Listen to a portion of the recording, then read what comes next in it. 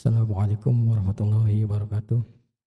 Pemberitahuan kepada para jamaah yang membawa anak-anaknya dimohon untuk menjaga anak-anaknya agar tertib, tidak bermain-main dan tidak bercanda, dan agar selalu di dalam pendampingan para orang tua.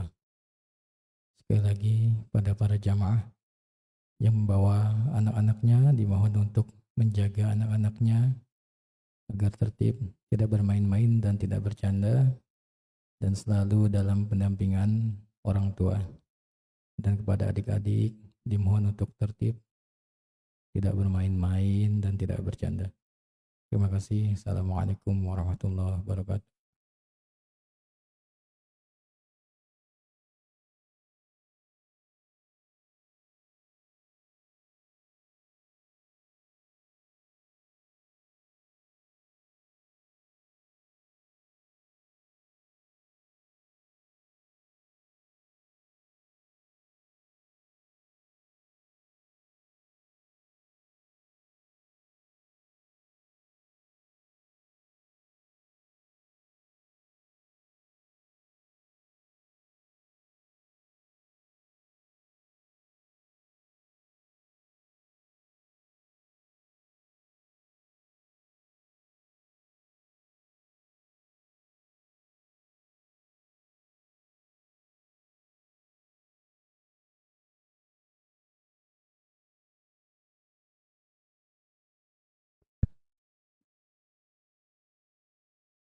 Allahu Akbar, Allahu Akbar. Asyhadu an la ilaha illallah.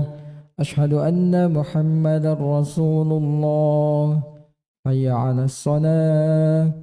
Hayya 'alal falah. Qad qamatis salatu, qad qamatis salah. Allahu Akbar, Allahu Akbar. La ilaha illallah.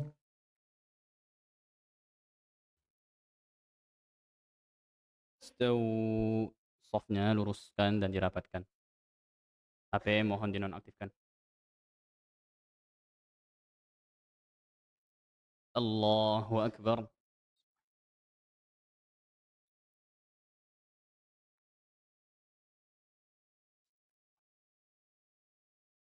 الحمد لله رب العالمين الرحمن الرحيم مالك يوم الدين إياك نعبد وإياك نستعين اهدنا الصراط المستقيم صراط الذين أنعمت عليهم غير المغضوب عليهم ولا الضالين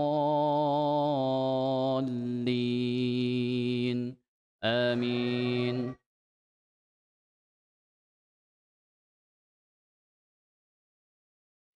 والضحى والليل إذا سجى ما ودعك ربك وما قلى وللآخرة خير لك من الأولى ولسوف يعطيك ربك فترضى ألم يجدك يتيما فآوى ووجدك ضالا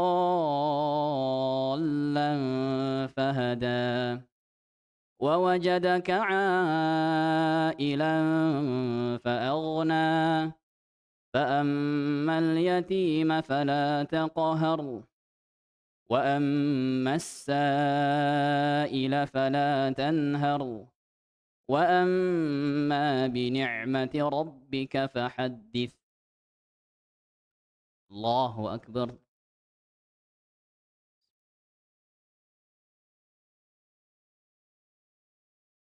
سمع الله لمن حمده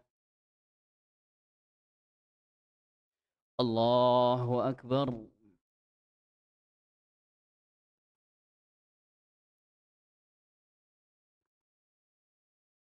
الله أكبر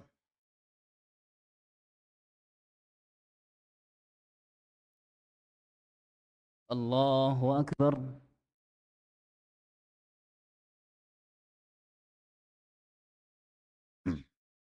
الله أكبر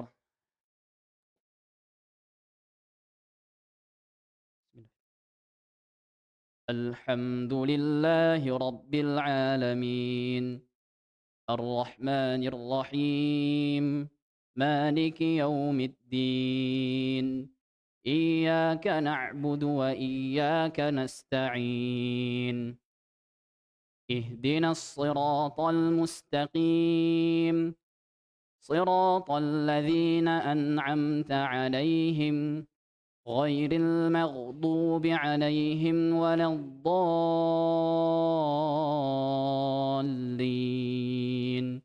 آمين.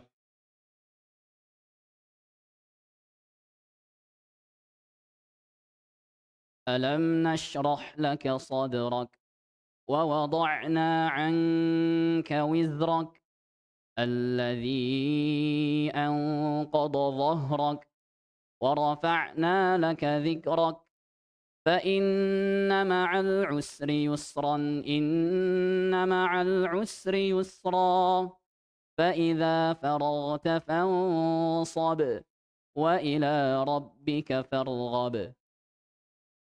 الله أكبر.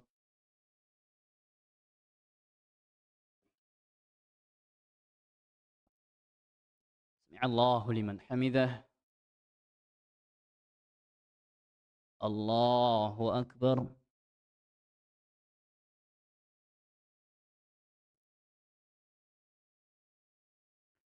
الله أكبر.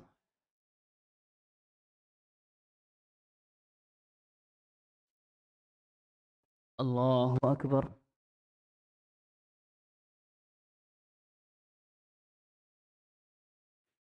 الله أكبر.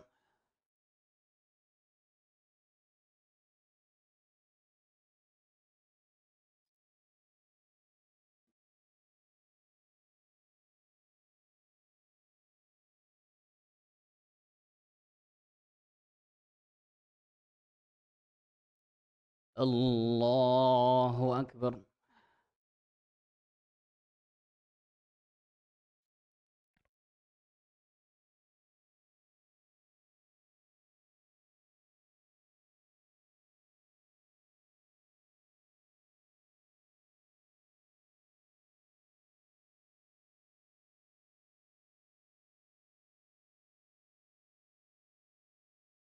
الله أكبر.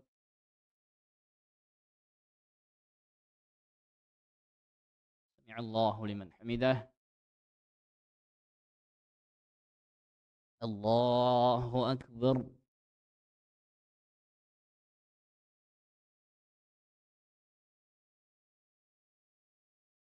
الله أكبر.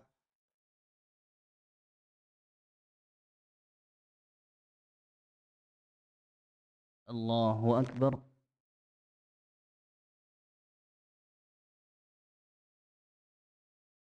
الله أكبر.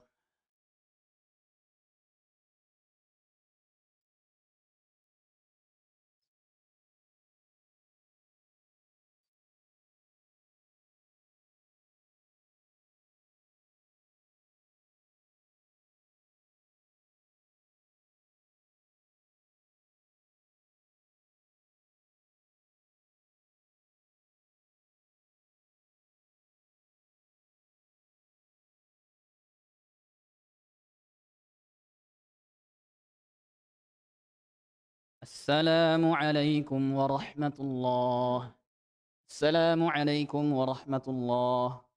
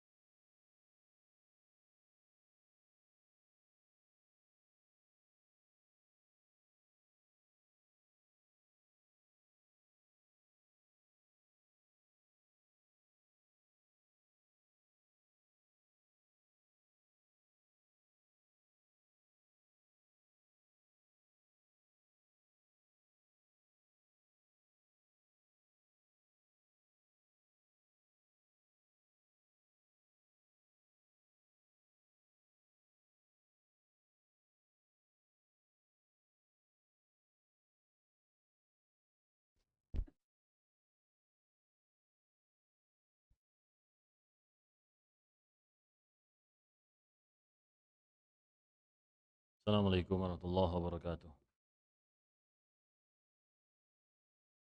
Innal hamdalillah nahmaduhu wa nasta'inuhu wa nastaghfiruh wa na'udzu billahi min shururi anfusina wa sayyiati a'malina. Man yahdihillahu fala mudilla lahu wa man yudlil fala hadiya lahu. Asyhadu an la ilaha illallah wahdahu la syarika lahu wa asyhadu anna Muhammadan 'abduhu wa rasuluh. Ya ayyuhalladzina amanu taqullaha haqqa tuqatih wa la tamutunna illa wa antum muslimun. يا أيها الذين آمنوا اتقوا الله وقولوا قولا سديدا يصلح لكم أعمالكم ويغفر لكم ذنوبكم ومن يطع الله ورسوله فقد فاز فوزا عظيما أما بعد. Jamaah yang dimuliakan Allah Subhanahu wa taala, alhamdulillah kita bersyukur kepada Allah Rabbul Alamin yang telah memberikan kenikmatan dan juga hidayah kepada kita semua, sehingga pada malam hari ini kita bisa berkumpul kembali dalam keadaan iman dan juga bersemangat dalam beramal soleh. Semoga Allah Subhanahu wa taala yang telah mengumpulkan kita di dunia dengan keimanan, Allah juga akan mengumpulkan kita di surganya yang penuh dengan kenikmatan. Dan salawat serta salam semoga senantiasa tercurahkan kepada Nabi kita Muhammad sallallahu alaihi wasallam yang telah mengajarkan kepada kita semua wahyu Allah Subhanahu wa taala dan yang telah menjadi suri tauladan yang baik untuk kita semua, yang patut kita contoh, yang patut kita jadikan sebagai imam, sebagai pemimpin sepanjang masa. Oleh karena itu kita sebagai umatnya yang baik, kita berusaha mempelajari sunnah-sunnahnya dan juga mengamalkannya dalam kehidupan sehari-hari serta mengajarkannya kepada keluarga kita. Jamaah yang dimuliakan Allah, pada kesempatan malam hari ini insyaallah kita akan membaca syarah Al-Qawaidul Arba', yaitu salah satu tulisan dari Syekh Muhammad ibn Abdul Wahhab At-Tamimi rahimahullahu taala. Kitab ini berbicara tentang kaidah, yaitu untuk memahami antara at-tauhid dan juga kesyirikan, atau lebih intinya yaitu kita memahami kesyirikan, ya. Tentu eh, suatu itu bisa kita fahami ketika kita mempelajari lawannya, ya. Wa bididdiha tatabayyanul asya. Dengan lawannya maka sesuatu itu akan jelas. Ketika seseorang mempelajari tauhid, maka dia perlu mempelajari kesyirikan. Supaya apa? Ketika dia memahami tentang kesyirikan, maka dia memahami dengan baik tentang lawannya. Apa lawan kesyirikan? At-tauhid.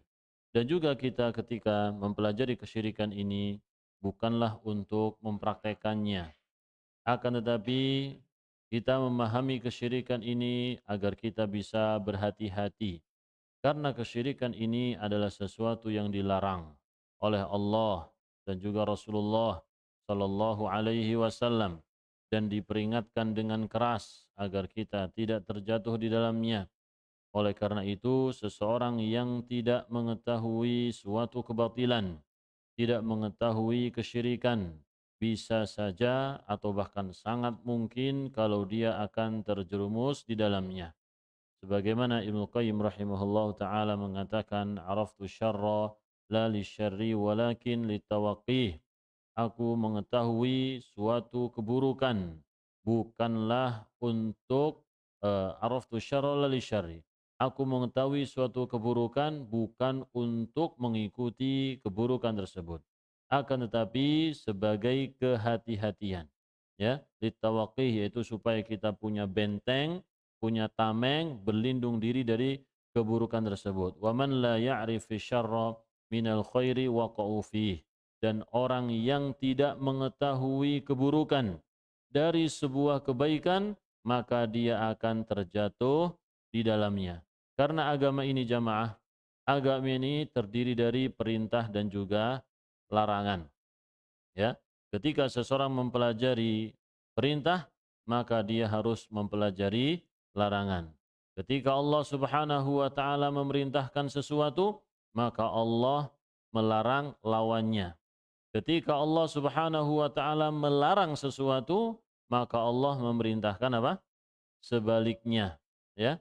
Dan itu adalah suatu kaidah, ya. Dan juga sahabat, contohnya sahabat Hudzaifah bertanya kepada Nabi sallallahu alaihi wasallam tentang keburukan, ya. Yaitu beliau mengatakan kana nas yas'aluna Rasulullah sallallahu alaihi wasallam 'anil khair. Orang-orang atau para sahabat radhiyallahu anhum bertanya kepada Rasulullah sallallahu alaihi wasallam tentang kebaikan, ya. Fasa'altuhu 'anil syarri makhafata an yudrikani. Adapun aku bertanya kepada Nabi sallallahu alaihi wasallam tentang keburukan. Jadi unik beliau ini, ya. Ketika melihat para sahabat bertanya tentang kebaikan, ini kebaikan, ini kebaikan, maka beliau berinisiatif untuk bertanya tentang apa? Tentang keburukan. Supaya apa? Supaya keburukan tersebut tidak menimpa beliau, ya. Oleh karena itu, Nabi Shallallahu alaihi wasallam memberikan suatu rahasia tentang keburukan beberapa manusia, yaitu tentang nama-nama orang munafik, ya, yang wajib dijaga nama-nama tersebut, tidak boleh diberitahukan kepada siapapun, ya, sepanjang beliau hidup. Baik. Jamaah yang dimuliakan Allah Subhanahu wa taala, langsung saja kita membaca dari matan dan juga penjelasan. Kita ambil dari penjelasan Asy-Syaikh Dr. Shalih bin Fauzan Al-Fauzan hafizahullahu taala. Penulis rahimahullahu taala menyebutkan bismillahirrahmanirrahim, ya. Bismillahirrahmanirrahim. Ini suatu pembukaan yang sangat indah dengan menyebut nama Allah Subhanahu wa taala yang Maha Pengasih dan juga Maha Penyayang. Tentu pembukaan dengan basmalah ini tidak seperti khutbatul hajah yang diajarkan oleh Nabi Muhammad sallallahu alaihi wasallam, ya.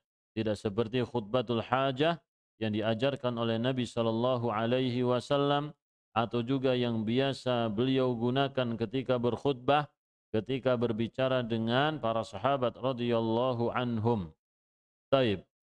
Tetapi pembukaan dengan bismillahirrahmanirrahim ini menyerupai surat Nabi Muhammad sallallahu alaihi wasallam yang beliau diktekan kepada para sahabat radhiyallahu anhum ketika beliau ingin menulis surat untuk para raja, Heraklius, Najasyi, Kisra, yaitu raja Persia, ya, raja Mesir.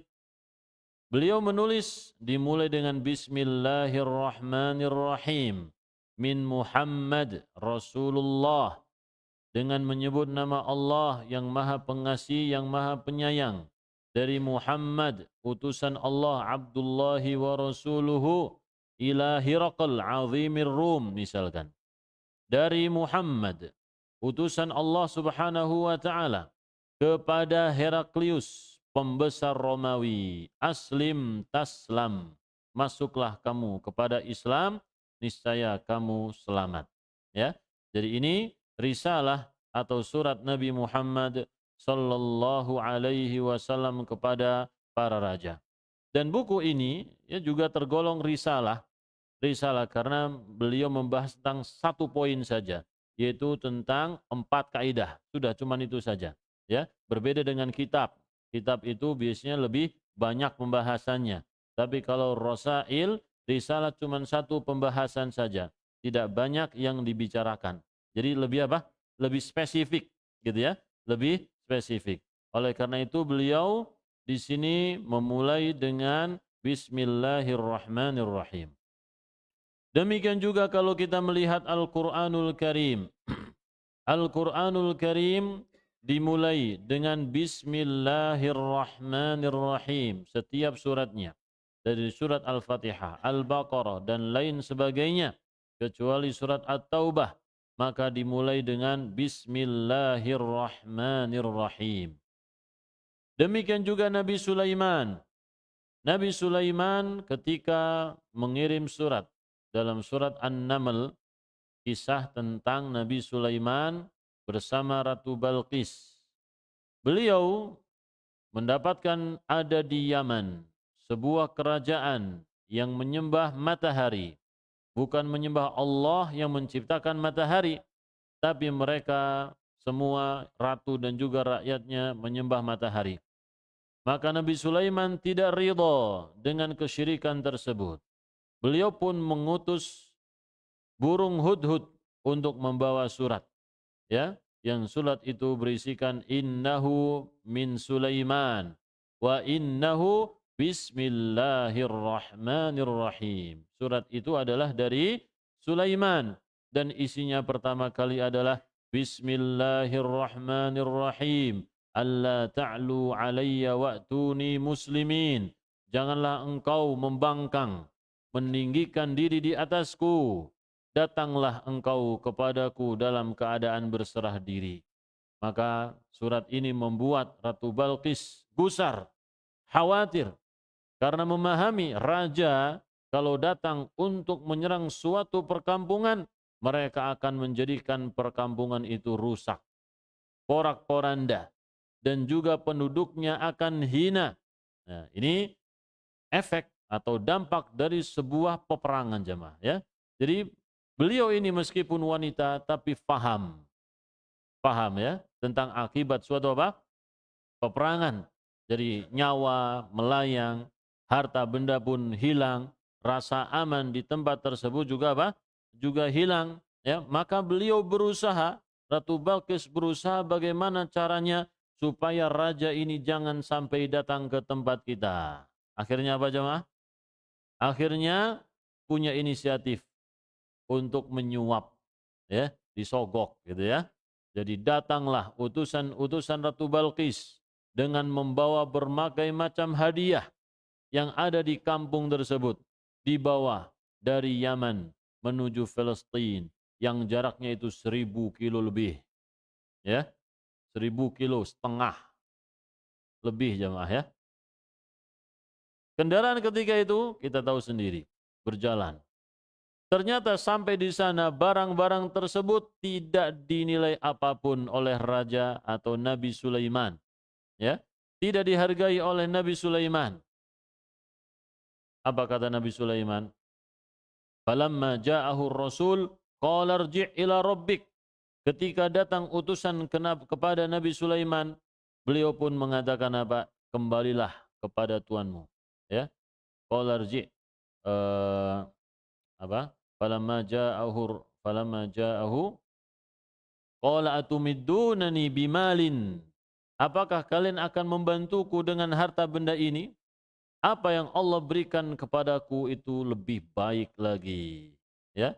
Jadi keimanan yang beliau miliki tentu jauh lebih bagus daripada apa yang mereka lakukan. Tentara yang beliau miliki tentu lebih hebat daripada pasukan yang mereka siapkan. Apalagi harta benda, istana, singgasana, ini tidak ada bandingannya. Dan seterusnya, silahkan baca di awal-awal surat apa jemaah? Surat An-Naml, itu sangat indah sekali. Ya. Jadi kalau kita membaca kisah tentang Nabi Sulaiman, jangan lupa faidah dari kisah tersebut, yaitu tentang kokohnya tauhid. Kokohnya tauhid dan hinanya kesyirikan. Jangan cuma tentang apa burung hudhud bisa berbicara, semut bisa berbicara, bukan cuma itu jamaah. Tapi nilai tauhid yang Allah Subhanahu wa taala sampaikan kepada kita. Baik. Jadi itu tadi dibuka dengan Bismillahirrahmanirrahim. Dan ketika seseorang menyebut bismillah, ya, ketika dia ingin melakukan suatu kegiatan, dia membaca bismillah. Ketika naik suatu kendaraan, ya, mapan di atas kendaraan, bismillah naik dia. Ketika masuk rumah, bismillah dan lain sebagainya. Ketika itu dia sedang minta tolong kepada Allah Subhanahu wa taala, bertawakal kepada Allah, ya, menyerahkan urusannya kepada Allah Subhanahu wa taala. Seperti dalam doa ketika kita keluar rumah, doanya adalah bismillahi tawakkaltu 'ala Allah la haula wala quwwata illa billah. Kalimat yang satu dan dua dan tiga ini saling menguatkan. Kalimat pertama, kedua, dan juga ketiga saling menguatkan. Ketiga-tiganya menjelaskan tentang tawakal seorang hamba. Ya, Bismillah ini mengandung tawakal. Dia minta pertolongan kepada siapa? Allah. Tawakkaltu 'ala Allah. Ini suatu pernyataan yang jelas. Aku bertawakal kepada Allah. La haula wa la quwata illa billah. Tidak ada daya dan tidak ada upaya kecuali dengan pertolongan Allah. Ini juga tawakal. Ya. Jadi ini adalah kalimat-kalimat tawakal yang dijadikan satu oleh Nabi Shallallahu Alaihi Wasallam dengan teks yang berbeda. Tapi tiga-tiganya menunjukkan apa? Tawakal. Jadi luar biasa ya. Ketika kita keluar rumah, kita nggak tahu di luar itu apakah kita akan mendapatkan apa yang kita inginkan atau tidak. Kita akan selamat atau tidak, kita nggak tahu jemaah. Ya, maka kita bertawakal kepada siapa? Kepada Allah Subhanahu wa taala. Tiga-tiganya tadi disebutkan nama Allah. Bismillah. Ya, tawakkaltu 'alal Allah. La haula wala quwata illa billah. Masya Allah. Tabarakallah. Taib. Dan juga bismillahirrahmanirrahim. Ini juga mencari keberkahan dengan menyebut nama Allah Subhanahu wa taala dan juga mencari rahmat dari Allah Subhanahu wa taala. Allah memiliki rahmat yang begitu luas. Kita sangat mengharapkan rahmat, kasih sayang dari Allah Subhanahu wa taala. Seandainya kita tidak mendapatkan rahmat Allah di dunia atau juga di akhirat, maka kita akan mendapatkan hamba yang celaka. Ya. Jadi kalau kita tidak mendapatkan rahmat Allah, sungguh rugi kita jamaah ya. Sungguh rugi. Oleh karena itu, kita senantiasa minta kepada Allah, meminta rahmat Allah Subhanahu wa taala. Rabbi ufirli warhamni, ya kan? Gandengannya maghfirah adalah rahmat. Rabbi ufirli warhamni. Kita sering mendoakan, saling mendoakan, ya. Apa? Yarhamukallah, rahimahullah, dan seterusnya. Assalamualaikum warahmatullah. Ini doa jamaah ya.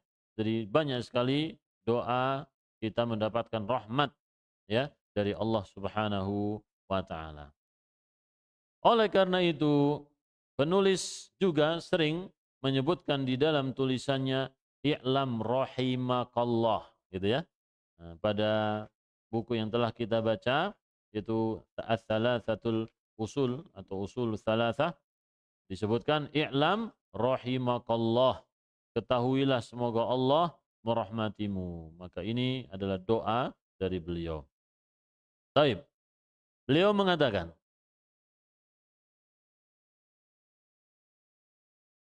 As'alullahal karim.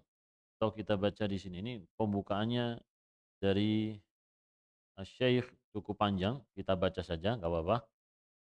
Jadi Al-Qawaidul Arba' tentang judul yang ditulis oleh Syekhul Islam Muhammad Ibnu Abdul Wahhab, ini adalah risalah yang menyendiri, tetapi biasa dicetak, digabungkan dengan Usulul Tsalatsah atau Tsalatsatul Usul, dan juga biasa juga digabung dengan Nawaqidul Islam, ya.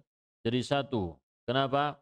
Karena memang dibutuhkan supaya murid-murid para tullabul ilmi mudah untuk membawanya, dihafal biasanya jemaah ya.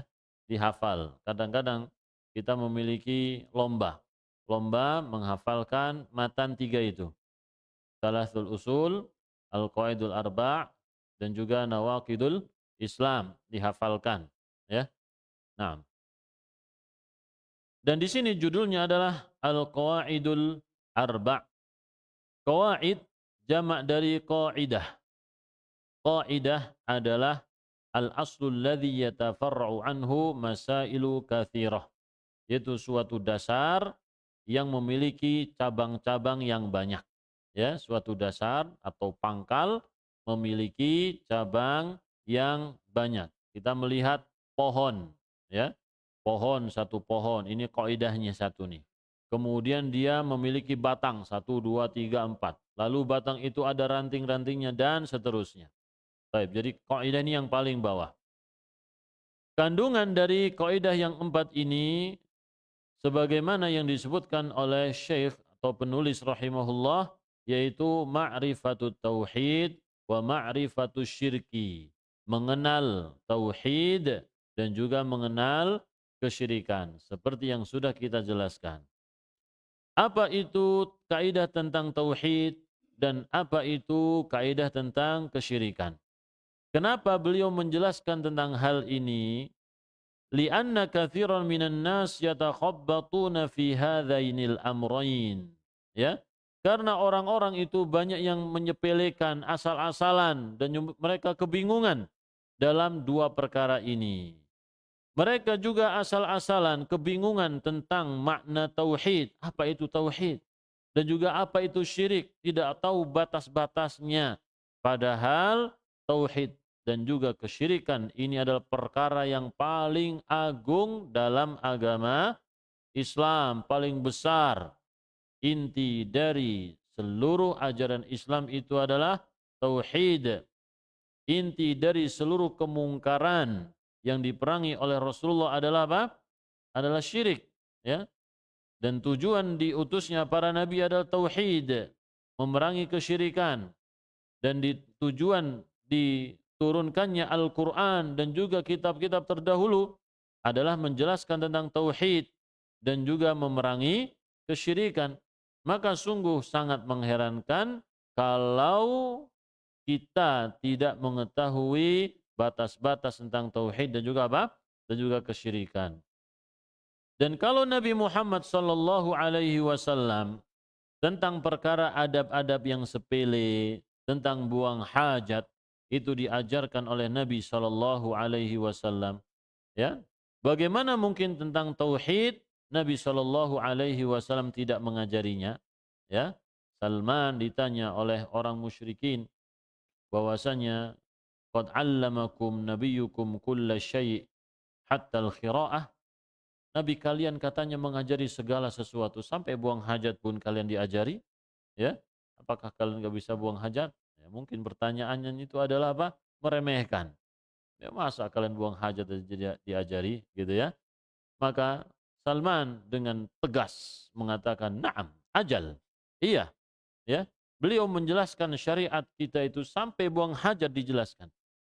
Kita dilarang untuk menghadap kiblat atau membelakanginya ketika buang hajat. Dan tidak boleh cebok dengan tangan kiri serta tidak boleh cebok dengan menggunakan apa? Tulang, ya, tulang ataupun kotoran binatang. Baik. Jadi sesuatu yang kecil saja diajari oleh Nabi sallallahu alaihi wasallam, apalagi yang besar. Ya, tentang apa? Tentang tauhid dan juga lawannya. Baik. Oleh karena itu, kita berusaha mengetahui dengan detail dan juga lebih berhati-hati daripada kita berhati-hati dalam urusan sahnya salat. Ya. Lebih berhati-hati daripada kita beradab kepada orang tua kita. Karena tauhid itu adalah adab kita kepada siapa? Allah Subhanahu wa taala. Dan adab yang paling tinggi adalah tauhid. Baik. Kullun yufassiruhuma ala hasabi hawah. Ya, setiap orang itu menafsirkan tentang tauhid dan juga kesyirikan, ya, berdasarkan hawa nafsunya. Akan tapi yang wajib bagi kita bahwasanya kita harus mengembalikan penerapan kaidah kita ini berdasarkan Al-Quran dan Sunnah. Artinya, ketika kita ingin menyebutkan kaidah-kaidah tentang tauhid dan juga kesyirikan, dasarnya apa?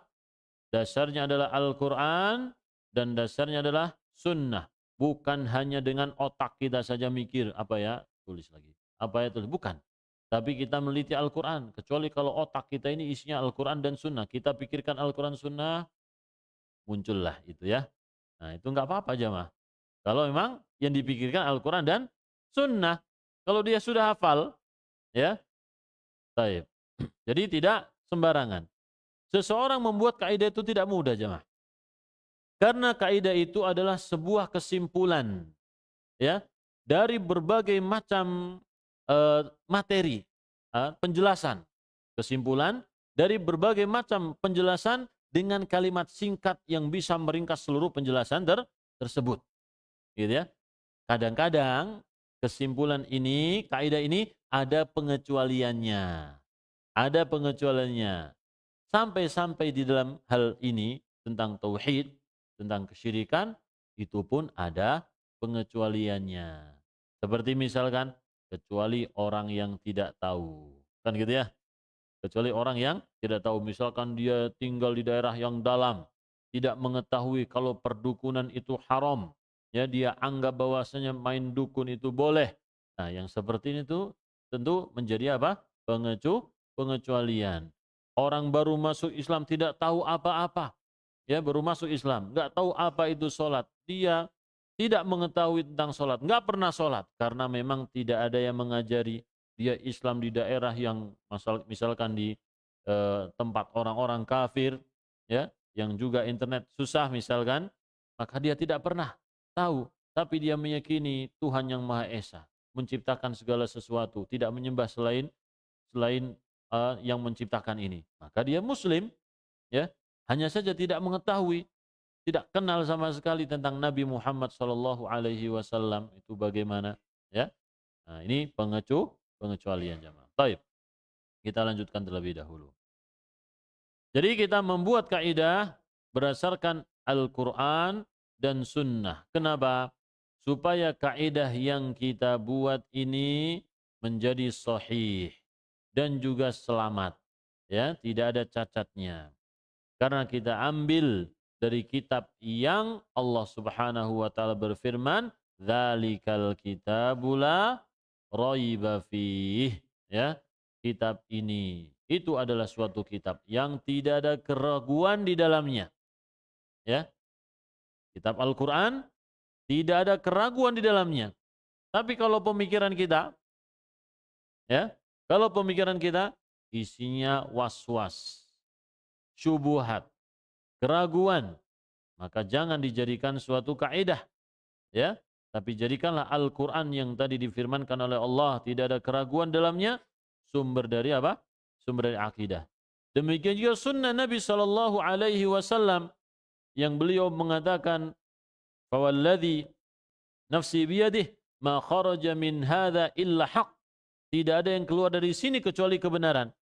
Jadi yang beliau sampaikan kepada para sahabat adalah apa? Al-haq, kebenaran dari Allah Subhanahu wa taala. Adapun kalau kita yang mikir, kita yang ngomong, ya, maka kata para ulama, ya, Imam Malik misalkan, kullun yuqbal wa yurad illa sahibu hadzal qabr. Ya, semua orang itu ucapannya bisa diterima, bisa ditolak kecuali penghuni kuburan ini. Jadi siapa? Nabi Muhammad sallallahu alaihi wasallam. Baik. Jadi ucapan siapa saja mah. Ucapan siapa saja bisa diterima, bisa ditolak. Apalagi kalau ucapan itu sama sekali tidak berdasarkan Al-Qur'an dan sunnah Nabi sallallahu alaihi wasallam. Apalagi ketika kita berbicara tentang tauhid dan juga tentang kesyirikan, ya, maka tidak boleh sembarangan. Harus berdasarkan Al-Qur'an dan sunnah. Kalau kita ditanya, kita mengenal istilah tauhid dari mana? Ya, kita mengenal istilah tauhid dari mana? Tauhid itu diambil dari mana jemaah? Dari hadis, ya, dari hadis Nabi Shallallahu Alaihi Wasallam. Prakteknya, penjelasannya dari Al-Quran dan juga Sunnah Nabi Shallallahu Alaihi Wasallam. Jadi tauhid ini adalah kata syar'i, ya, kosakata syar'i yang terdapat di dalam Sunnah Nabi sallallahu alaihi wasallam. Kalau syirik, kalau syirik itu banyak ya dalam Al-Qur'an dan juga dalam hadis Nabi sallallahu alaihi wasallam sering kita temukan. Baik.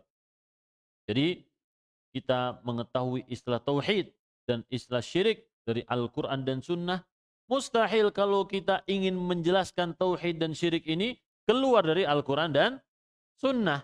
Ya, jangan cuma mengambil istilah saja dari Al-Quran Sunnah, tapi kemudian penjabarannya menurut otak kita sendiri. Bukan. Ini kan apa ya istilahnya ya? Offset ya. Offset ini melampaui batas gitu. Keluar dari batasnya. Ya, seharusnya kalau seseorang menemukan suatu istilah di dalam Al-Quran, maka cari penjelasannya dari Al-Quran terlebih dahulu. Al-Quran, Sunnah, bahasa Arab. Kalau enggak ada, baru kemudian berijtihad. Baik.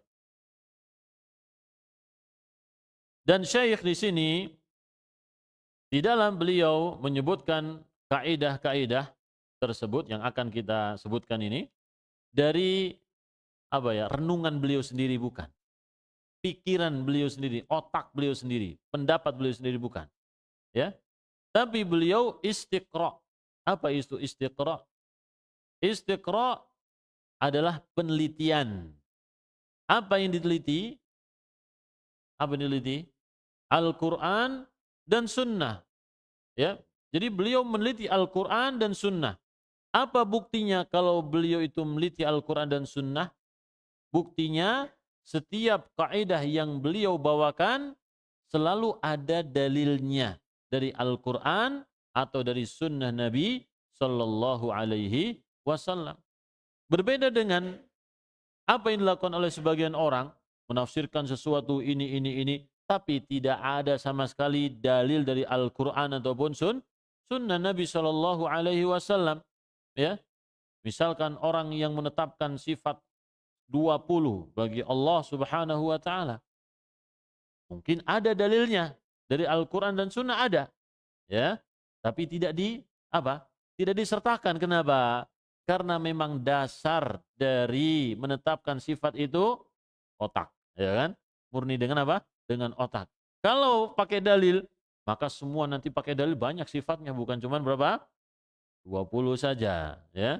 Semua sifat jadi dari Al-Quran itu akan ditetapkan. Begitu jamaah. Baik. Jadi ahlus sunnah adalah ahlul Quran. Ahlus sunnah adalah ahlul Quran. Setiap orang yang berpegang teguh dengan sunnah, maka dia berpegang teguh dengan apa? Al-Quranul Karim. Adapun ahlul ahra adalah ahlul ahwa. Mereka menjadikan akal mereka adalah pusat dari penentuan dari kebenaran dan juga kebatilan. Adapun Al-Quran dan Sunnah itu nanti sesuai atau tidak, gitu ya. Baik. Oleh karena itu, ya kita berdoa kepada Allah Subhanahu wa taala, semoga Allah senantiasa meneguhkan kita di atas Al-Quran dan Sunnah Nabi sallallahu alaihi wasallam. Jadi bukan pembahasan fikih saja berdasarkan Al-Quran dan Sunnah. Bukan cuma pembahasan adab saja, ya, Al-Quran dan Sunnah. Tapi justru pembahasan yang paling besar dalam Al-Quran dan Sunnah adalah pembahasan tentang tauhid, tentang Allah Subhanahu wa taala. Kalau kita ambil Al-Quran, ya, itu semuanya berbicara tentang Allah Subhanahu wa taala. Entah itu yang dikaitkan dengan ciptaan Allah atau yang dikaitkan dengan syariat Allah, semuanya kembali kepada apa? Pembicaraan tentang Allah Subhanahu wa taala. Jadi mustahil seseorang kalau misalkan berbicara tentang Allah dengan otaknya, tapi ketika ibadah pakai dalil, ya. Kalau berbicara tentang sholat pakai dalil, berbicara tentang puasa pakai dalil, berbicara tentang adab-adab Islam pakai dalil. Tapi ketika berbicara tentang tauhid, berbicara tentang Allah, akidah tentang Allah, pakainya apa? Akal gitu ya, hawa nafsu. Ini gak betul, ya. Seharusnya semuanya pakai dalil, karena semuanya adalah agama Islam. Allah mengatakan apa? Wa may yabtaghi ghairal islami dina falan yuqbala min. kalau orang mencari agama selain Islam, maka tidak diterima. Islam itu bukan hanya casing, tapi isinya juga. Isinya itu apa? Tentang akidah. Akidah harus berdasarkan Al-Quran dan Sunnah. Dan juga muamalah. Muamalah juga harus Al-Quran dan Sunnah, adab-adabnya. Dan juga ibadahnya. Dan juga ibadahnya berdasarkan Al-Quran dan Sunnah. Kalau tidak berdasarkan itu berarti ini tidak diterima oleh Allah Subhanahu wa Ta'ala. Baik. Jadi beliau membuat kaidah ini, menetapkan kaidah ini, ya, berdasarkan apa tadi? Penelitian. Berdasarkan penelitian. Apa yang beliau teliti? Al-Quran dan juga Sunnah Nabi Sallallahu Alaihi Wasallam. Buktinya apa? Kalau beliau meneliti, apa tadi buktinya? Setiap kaidah disertai apa?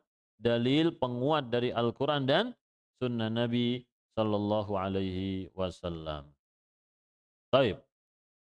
Apabila kita mengetahui kaidah ini dan juga memahaminya dengan baik, maka akan mudah bagi kita untuk mengenal tauhid, ya, di mana tauhid ini adalah hikmah dari diutusnya para utusan Allah Subhanahu wa taala dan juga hikmah dari diturunkannya kitab-kitab suci dari Allah Subhanahu wa taala. Dan juga dengan mengenal kaidah ini kita akan memahami kesyirikan yang Allah Subhanahu wa taala telah mengancam kita semua jangan sampai melakukan kesyirikan, dan juga Allah menjelaskan tentang bahayanya di dunia maupun di akhirat, ya. Ini sudah pernah kita jelaskan tentang dalil bahwa hikmah dari diutusnya para rasul adalah tauhid. Apa dalilnya? Allah berfirman dalam surat apa itu An-Nahl, ya. Laqad arsalna fi kulli ummatin rasulan an i'budullah wajtanibut taghut. Sungguh telah kami utus pada setiap pada setiap umat itu seorang utusan, mereka mengatakan u'budullah, sembahlah Allah saja dan tinggalkanlah at-taghut, sesembahan selain Allah. Dan juga dalil dari Al-Qur'an, ya, bahwasannya Allah menurunkan kitab-kitab suci tujuannya adalah untuk tauhid.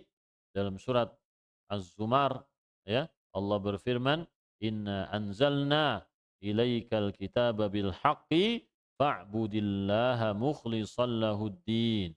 Sesungguhnya kami telah menurunkan Alkitab kepadamu dengan benar, maka sembahlah Allah Subhanahu wa taala dengan mengikhlaskan seluruh ketaatan kepadanya. Ya. Jadi Al-Qur'an diturunkan agar kita menjadi orang yang bertauhid. Maka mustahil Nabi Shallallahu alaihi wasallam mengajarkan kita untuk berdoa kepada selain Allah. Ya. Bahkan berdoa kepada Nabi Shallallahu alaihi wasallam beliau tidak pernah mengajarkan. Ya, para sahabat misalkan, kamu mintalah kepadaku. Pernah enggak Nabi Shallallahu alaihi wasallam mengatakan seperti itu? Enggak pernah, sekalipun enggak pernah. Mintalah kepadaku, aku masih hidup atau aku sudah mati. Mintalah kepadaku. Kalau aku sudah mati, datangilah kuburanku. Mintalah kepadaku. Ada enggak? Sama sekali enggak ada. Bahkan beliau memperingatkan, la taj'al qabri 'ida. Jangan kalian jadikan kuburanku sebagai id, yaitu suatu tempat yang didatangi secara rutin, ya, berkala, kemudian dibikin acara-acara di sana. Enggak boleh, dilarang oleh Nabi Sallallahu Alaihi Wasallam. Apalagi beliau menyampaikan, mintalah kepadaku. Naudzubillah, enggak ada, ya, tidak ada sama sekali jamaah. Baik. Oleh karena itu, ya, orang-orang yang membuat kuburan-kuburan keramat atau bahkan ada kuburan-kuburan palsu, ya, ini masya Allah, ini dosanya besar sekali jamaah. Mengajak orang-orang untuk melakukan apa? Kesyirikan. Ya. Allah Subhanahu wa taala yang menghinakan mereka. Baik. Ini adalah perkara yang sangat penting sekali. ya. Dan mengetahui tentang kesyirikan dan juga tentang tauhid adalah sesuatu yang lebih wajib bagi kita daripada mengetahui hukum-hukum solat, ya, pembatal-pembatal solat, syarat sahnya solat. Lebih utama mana daripada kita mengetahui apa syarat sahnya tauhid dan juga pembatal-batal tauhid? Mana lebih utama jamaah? Tentu tauhid, ya kan? Karena kalau kita tidak sah tauhid kita, maka kita tidak dianggap sebagai muslim. Atau tauhid kita batal, juga kita tidak dianggap sebagai muslim. Tapi kalau seseorang batal solatnya, misalkan dia tidak tahu seumur hidup ternyata solatnya batal, tapi dia tidak tahu, ya, tidak tahu dia, maka ini bisa diampuni oleh Allah Subhanahu wa taala dengan mudah, ya. Baik, dia masih punya apa? Punya harapan yang besar. Lianna hadha huwal amrul awwali wal asas. Jadi ini adalah perkara yang utama dan juga pondasi rasul amri al-Islam, ya. Kepala dari agama ini adalah Islam. Adapun salat, zakat, haji dan lain sebagainya adalah ibadah-ibadah yang tidak sah jika kaidah yang paling inti tidak sah, ya. Kalau seseorang melakukan kesyirikan, maka bisa jadi dia sholat seumur hidupnya ini nggak diterima oleh Allah. Hajinya tidak diterima oleh Allah, batal semuanya. Padahal dia setiap tahun haji, setiap tahun umroh, bahkan karyawannya juga diajak umroh, tapi ternyata tauhidnya rusak, ya. Semuanya akhirnya berguguran, ya. La in asyrakta la yahbatanna amaluk. Wahai Nabi, kalau kamu menyekutukan Allah, maka amalmu batal. Dakwahmu batal, jihadmu batal, solatmu batal, ribuan kali puasamu batal, hajimu batal dan seterusnya. Batal semuanya. Ini Nabi Muhammad sallallahu alaihi wasallam. Baik, silakan adzan.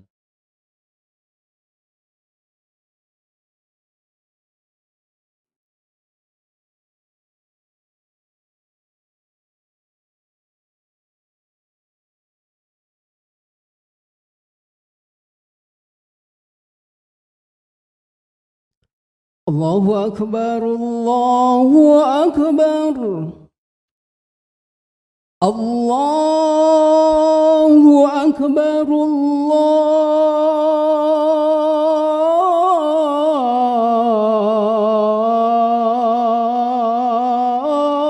الله أكبر أشهد أن لا إله إلا الله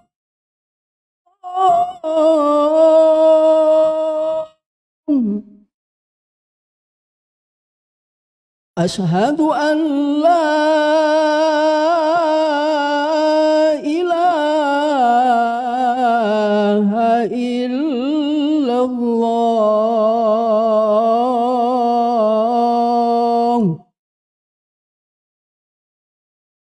أشهد أن محمدا رسول الله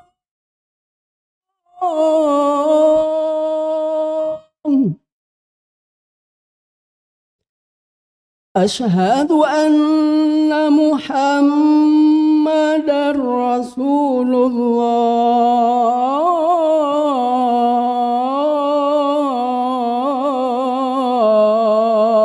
الله حي على الصلاة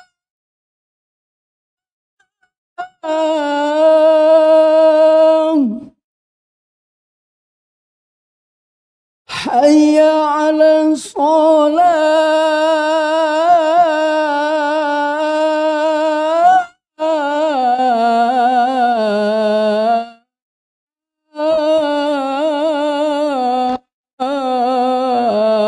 الصلاة حي على الفلاح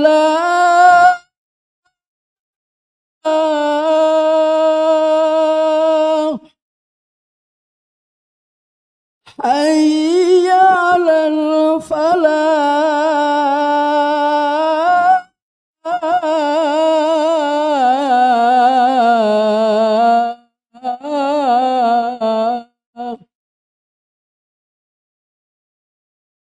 الله أكبر الله أكبر لا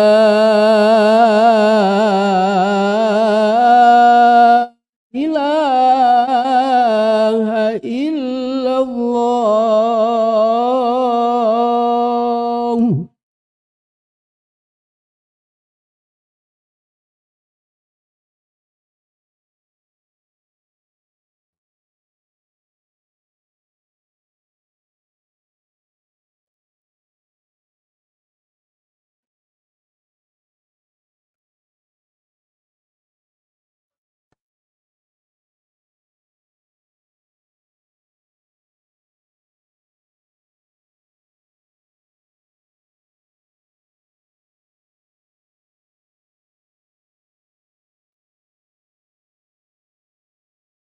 الله أكبر الله أكبر أشهد أن لا إله إلا الله أشهد أن محمدا رسول الله حي على الصلاة حي على الفلاح قد قامت الصلاة قد قامت الصلاة الله أكبر الله أكبر لا إله إلا الله.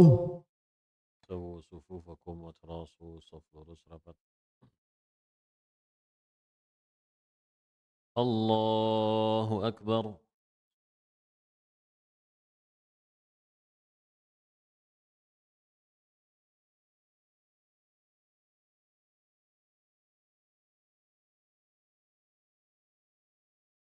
الحمد لله رب العالمين الرحمن الرحيم مالك يوم الدين إياك نعبد وإياك نستعين اهدنا الصراط المستقيم صراط الذين أنعمت عليهم غير المغضوب عليهم ولا الضالين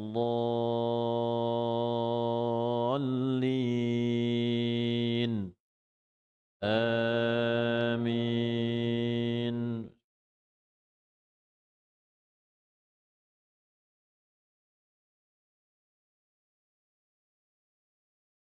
وإذ قال إبراهيم لأبيه آزر أتتخذ أصناما آلهة إني أراك وقومك في ضلال مبين وكذلك نري إبراهيم ملكوت السماوات والأرض وليكون من الموقنين فلما جن عليه الليل رأى كوكبا قال هذا ربي فلما أفل قال لا أحب الآفلين فلما رأى القمر بازغا قال هذا ربي فلما أفل قال لئن لم يهدني ربي لأكونن من القوم الضالين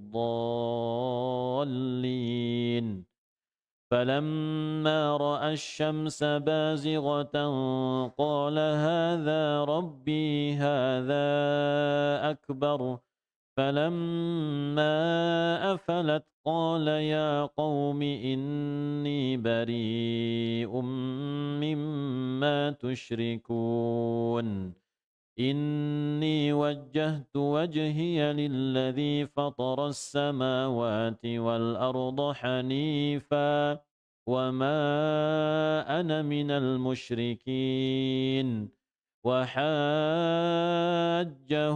قومه قال أتحاجوني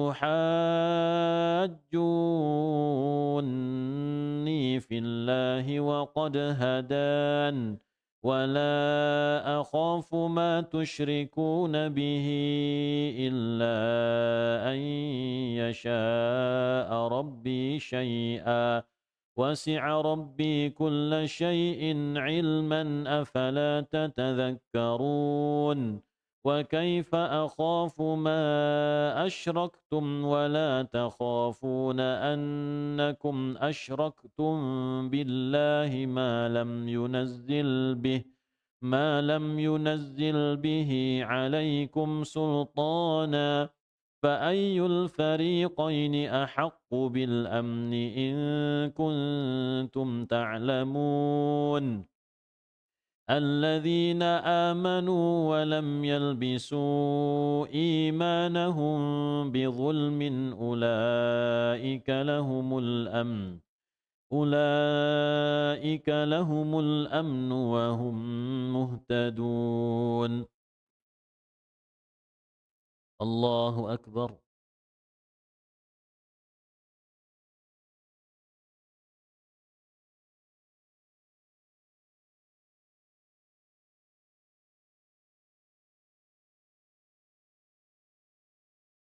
سمع الله لمن حمده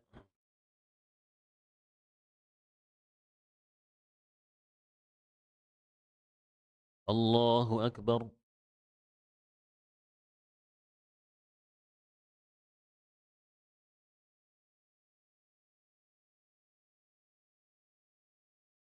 الله أكبر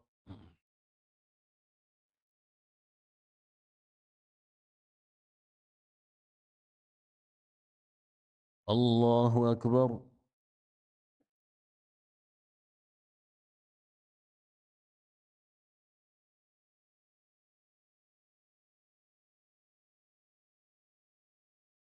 الله أكبر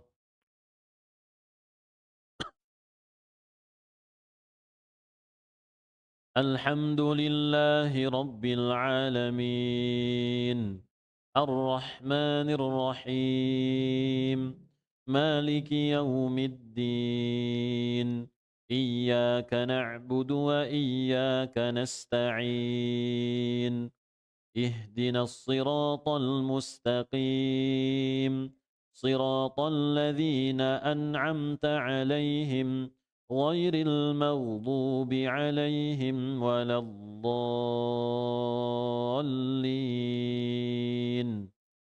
آمين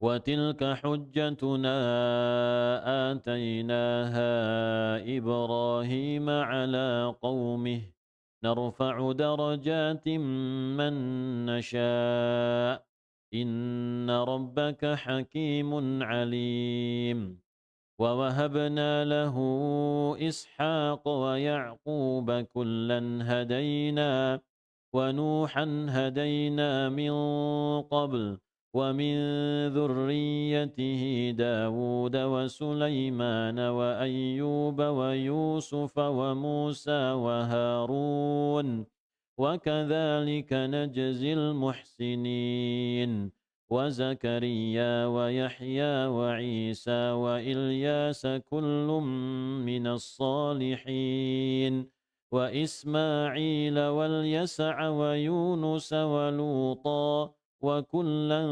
فضلنا على العالمين ومن آبائهم وذرياتهم وإخوانهم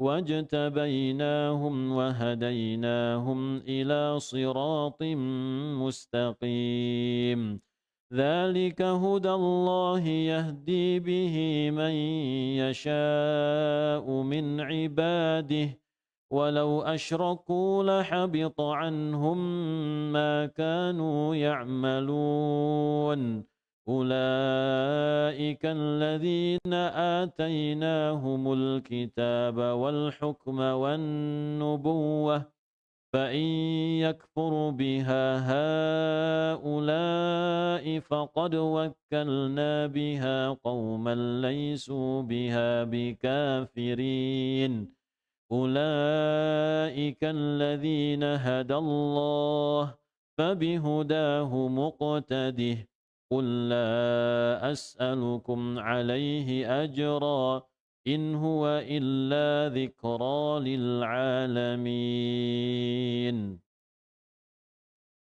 الله أكبر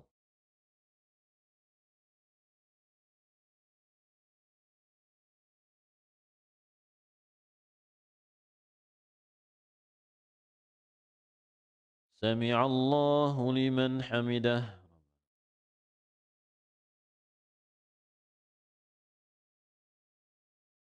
الله أكبر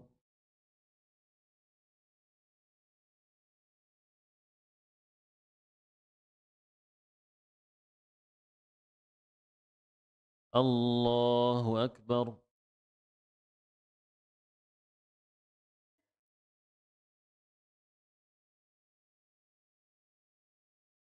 الله أكبر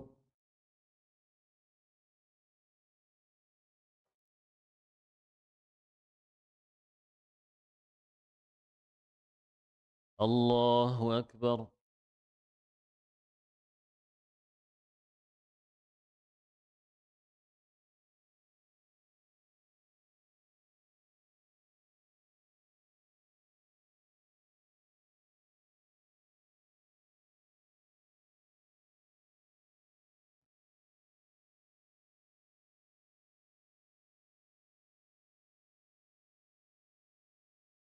الله أكبر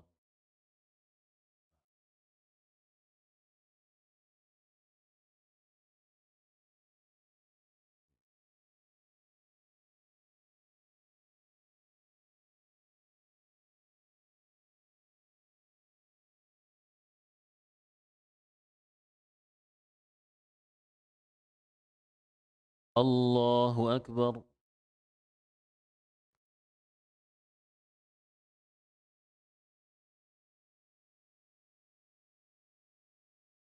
سمع الله لمن حمده الله أكبر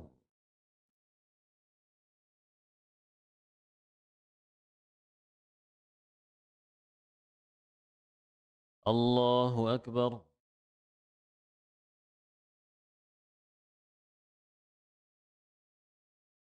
الله أكبر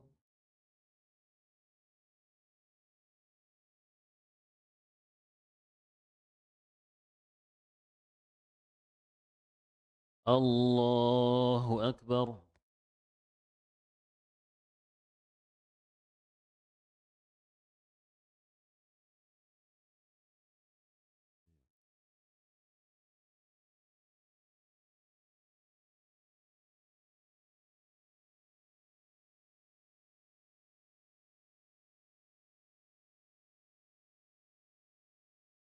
الله أكبر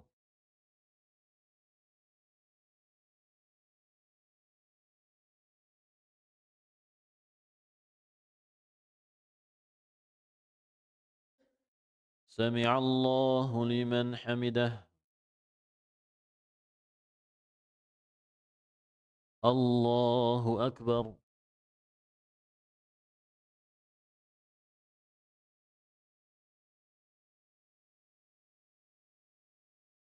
الله أكبر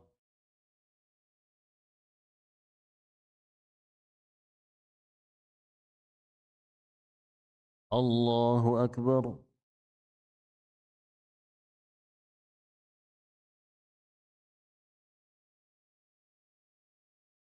الله أكبر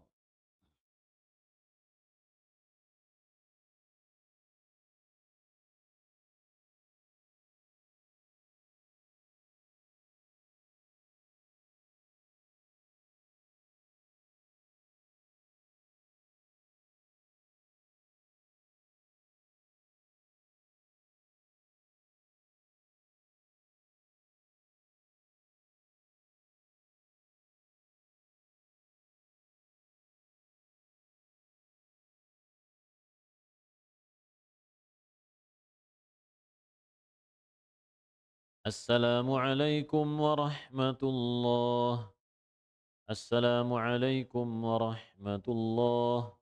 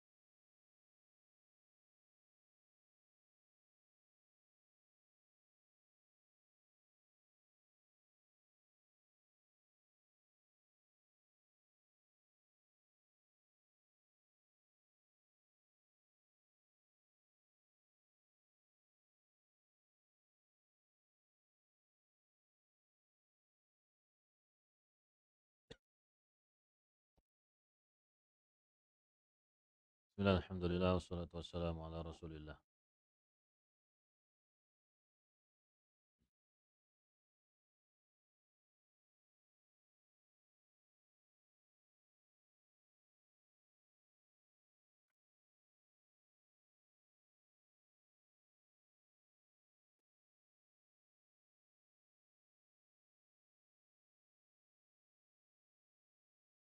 Tadi kita sebutkan bahwasanya mengetahui dan juga memahami perkara tauhid itu lebih penting daripada memahami tentang perkara salat, sahnya salat, pembatal-pembatal salat.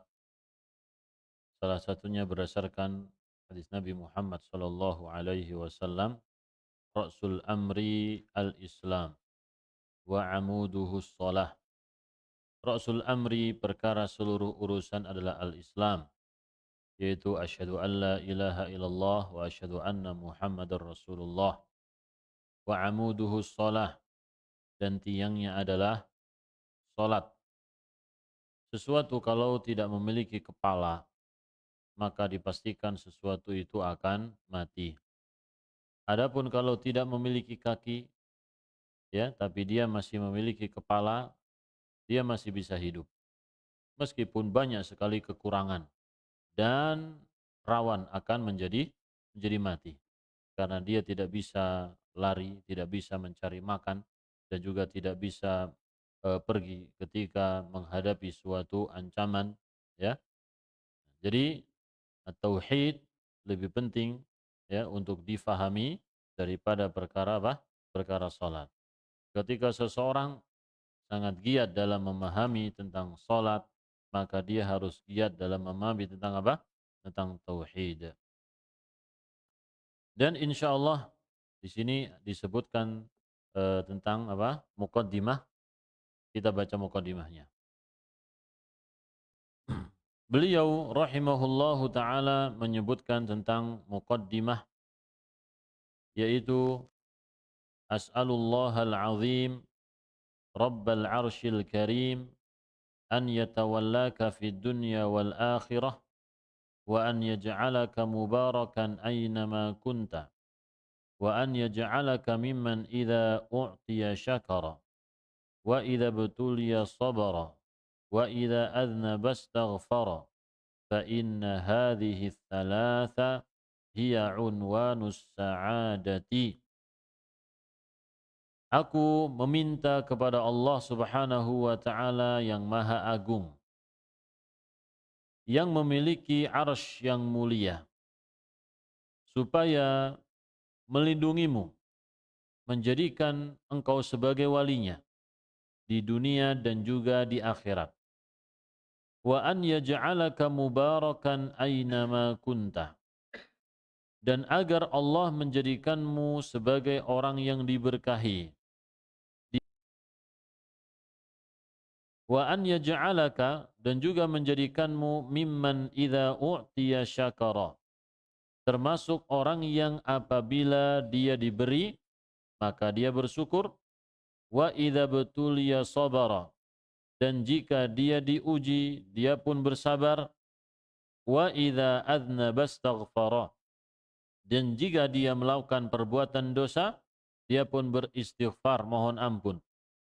Fa inna hadhihi thalatha, sesungguhnya tiga hal ini adalah hiya unwanus sa'adah, tanda-tanda kebahagiaan, alamat kebahagiaan.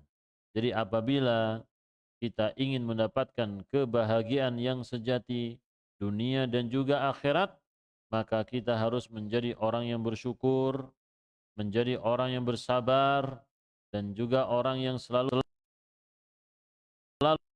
ya, karena tiga hal ini selalu dihadapi oleh seorang manusia. Ini adalah suatu muqaddimah yang agung. Di dalamnya penulis rahimahullahu taala mendoakan setiap talibul ilmi yang mempelajari akidah yang beliau jelaskan. Tentu tulabul ilmi yang membaca apa yang beliau jelaskan ini menginginkan kebaikan, ya, agar dia bisa meninggalkan perkara yang sesat dan juga meninggalkan kesyirikan. Fa innahu hariyun bi an yatawallahu Allah.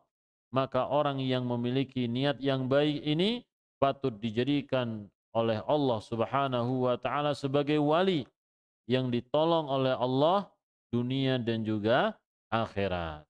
Sebagaimana Allah Subhanahu wa taala mengatakan dalam surat Al-Baqarah, Allahu waliyul ladzina amanu yukhrijuhum minadh dhulumati ilan nur.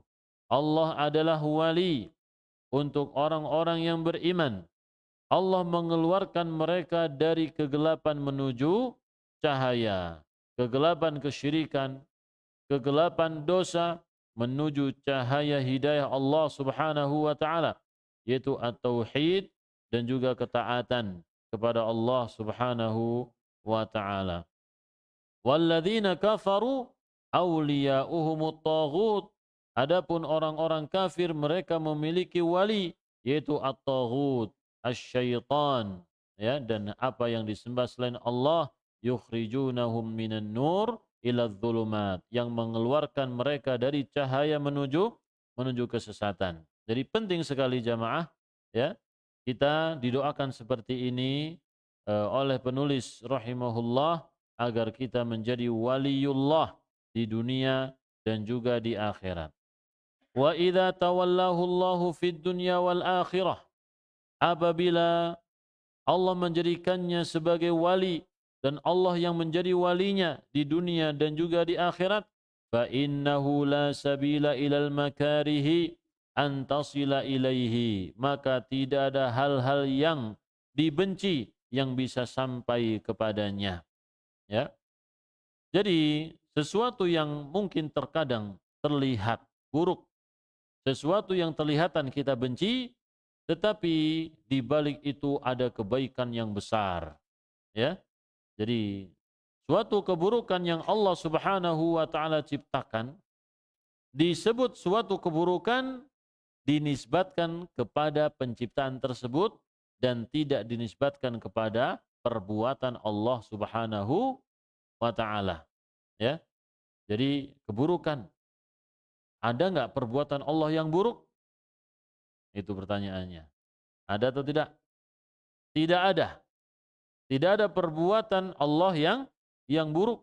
Nabi sallallahu alaihi wasallam mengatakan, wasyarru laisa ilaika, dan keburukan itu tidaklah dinisbatkan kepadamu ya Allah, wal khairu kulluhu biyadaika, seluruh kebaikan itu ada padamu ya Allah. Ini adalah adab seorang mukmin. Seseorang misalkan kita terkena dosa, melakukan dosa, buruk atau tidak? Buruk. Yang buruk siapa? Kita yang melakukan perbuatan dosa. Di balik itu ada ibadah yang indah. Apa ibadah di balik dosa itu?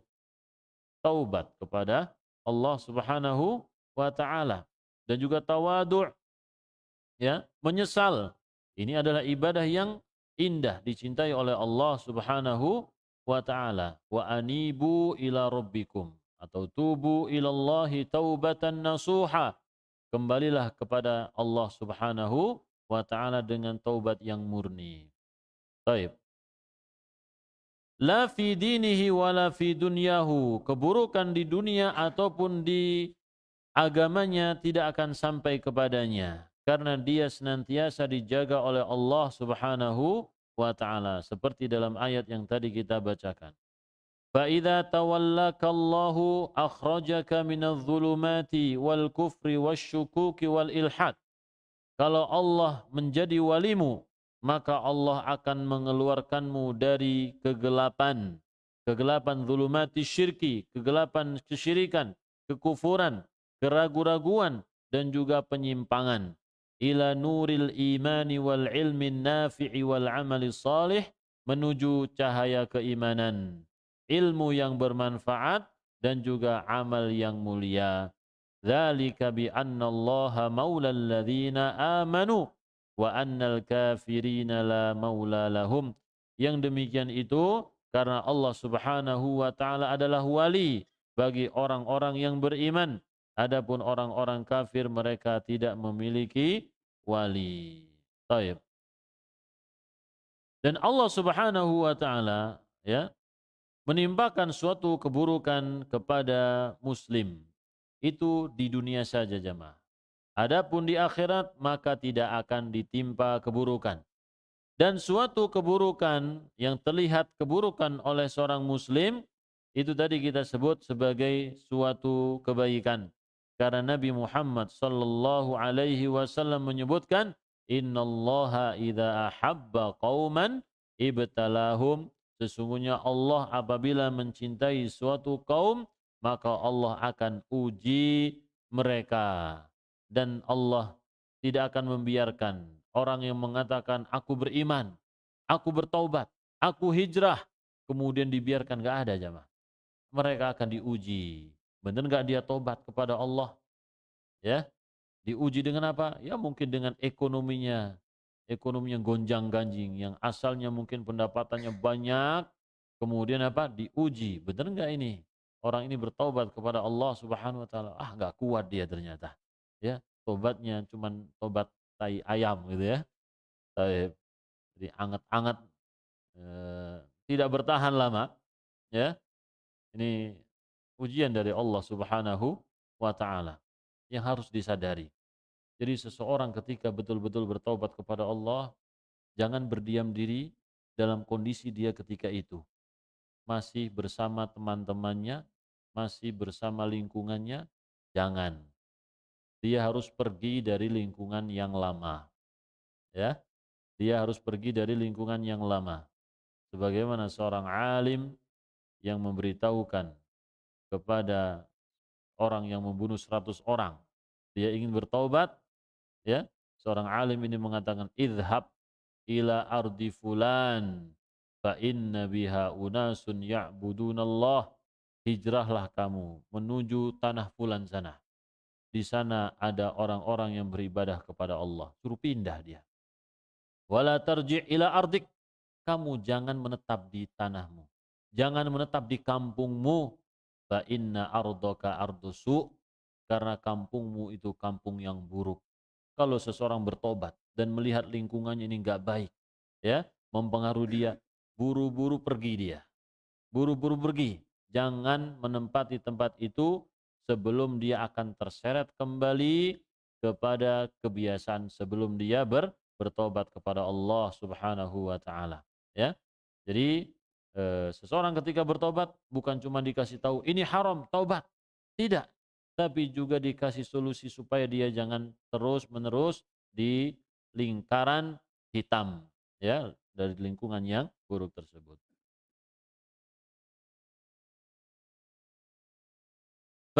فإذا تولاك الله برعايته وبتوفيقه وهدايته في الدنيا وفي الآخرة فإنك تسعد سعادة لا شقاء بعدها أبدا.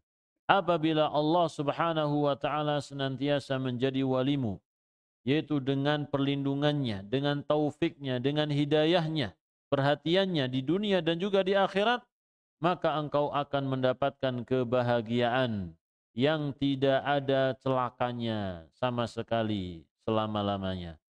Fid dunya yatawallaka bil hidayah. Ketika kita di dunia, maka Allah akan memberikan kita hidayah dan juga diberi taufik. Ya, hidayah itu ada dua macam, ya kan?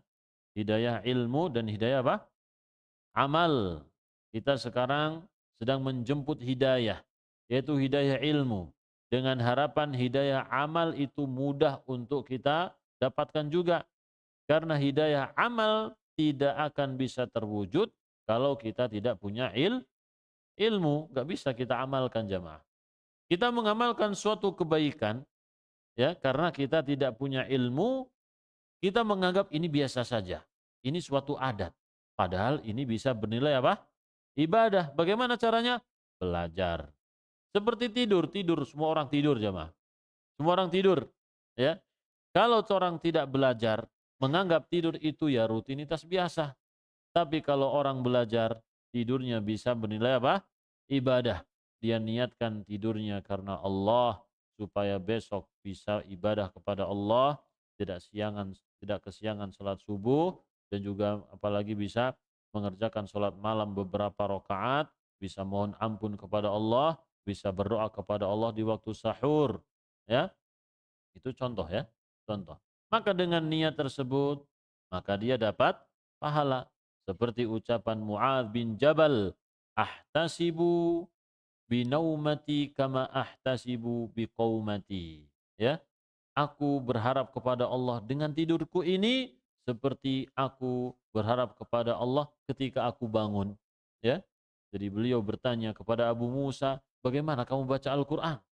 Aku baca Al-Quran terus-menerus. Aku berbaring baca Al-Quran. Aku duduk baca Al-Quran. Aku berdiri baca Al-Quran. Rajin sekali baca Al-Quran. Maka Mu'adz menjawab dengan jawaban yang berbeda.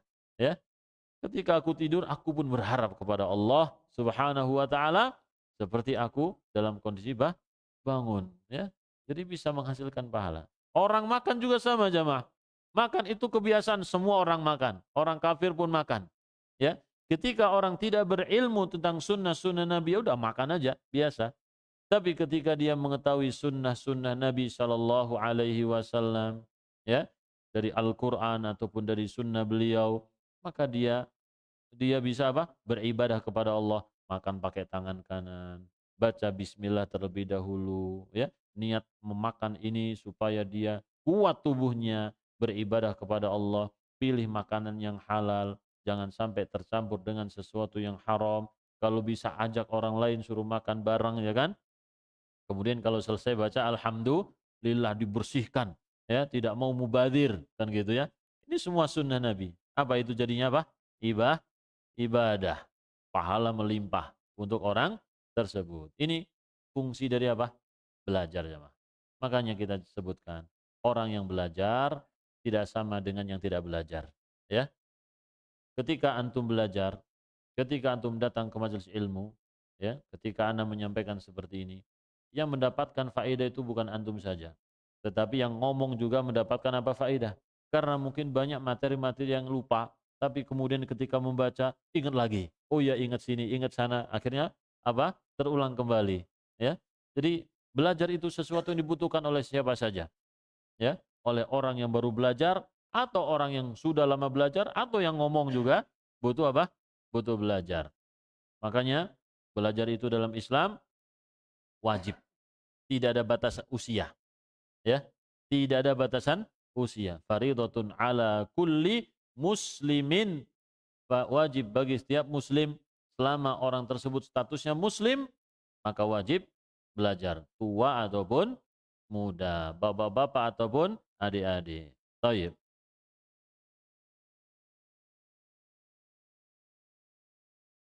Jadi Allah Subhanahu wa taala menjadi wali kita akan memberikan hidayah ilmu dan juga hidayah amal, dan kita akan berjalan di atas manhaj yang selamat adapun di akhirat yatawallaka bi an yudkhilaka jannatah, kita akan dilindungi, dimasukkan ke dalam surga Allah Subhanahu wa taala kekal selama-lamanya, ya, dan juga dilindungi dari neraka yang menyiksa.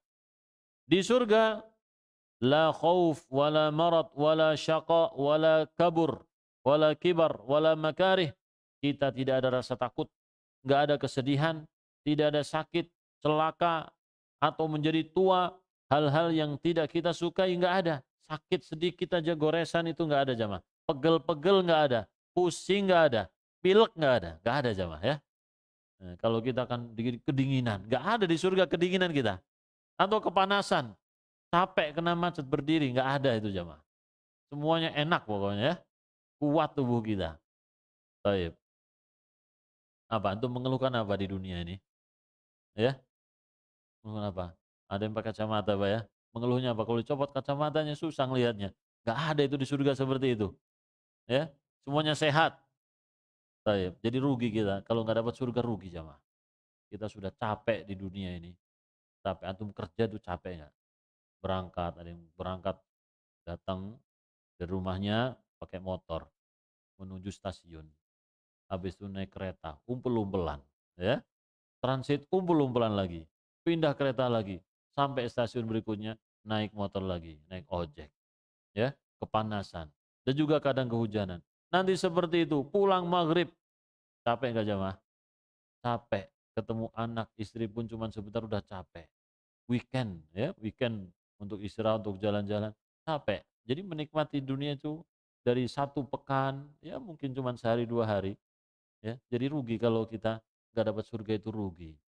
Ya, harus banyak-banyak bertaubat kepada Allah Subhanahu wa taala dan juga memperbaiki ibadah kita. Baik, ini adalah bentuk wilayatullah, perwalian Allah Subhanahu wa taala untuk hambanya yang beriman di dunia dan juga di akhirat. Semoga kita semua dijadikan oleh Allah Subhanahu wa taala sebagai walinya, ya. Dan ini menunjukkan mudahnya menjadi wali jamaah. Mudah atau susah jadi wali? Hah? Mudah. Dan wali itu tidak terbatas menjadi 9 atau 10 atau 11. Enggak ya. Wali itu banyak. Seluruh orang beriman dan bertakwa adalah waliullah. Allah Subhanahu wa taala berfirman, "Ala inna awliya Allahi la khaufun alaihim walahum yahzanun." Ketahuilah bahwasanya wali-wali Allah tidak ada rasa takut bagi mereka dan tidak akan bersedih. Ya, tidak ada rasa takut. Mereka akan menghadapi kebaikan dan juga mereka akan tidak bersedih karena ketinggalan, karena meninggalkan apa-apa yang baik di dunia. Allah akan ganti dengan yang lebih lebih baik. Alladzina amanu wa kanu yattaqun. Siapa itu wali-wali Allah? Orang-orang yang beriman. Nah, pertanyaannya tinggal buat kita masing-masing. Kita beriman enggak ini? Alhamdulillah. Kalau kita merasa beriman, alhamdulillah. Dan juga bertakwa. Nah, kita bertakwa enggak nih? Apa itu takwa? Bertakwa itu orang yang taat, ya. Orang yang taat, orang yang hanya beribadah kepada Allah, selalu ingat Allah dan juga taat kepada Allah.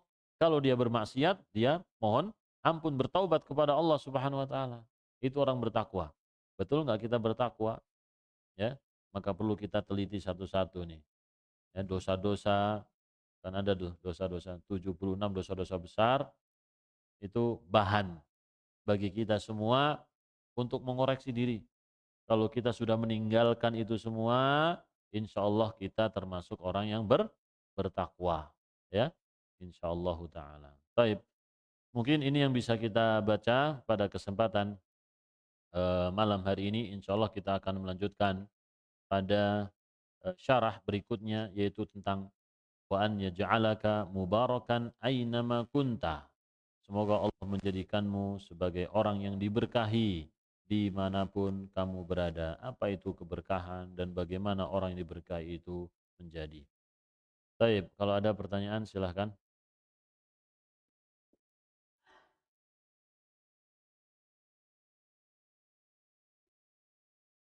Kalau tidak ada berarti kita tutup nih. Ini Afan nggak bisa melalui WA ya. Ada pertanyaan WA Pak? Nggak ada.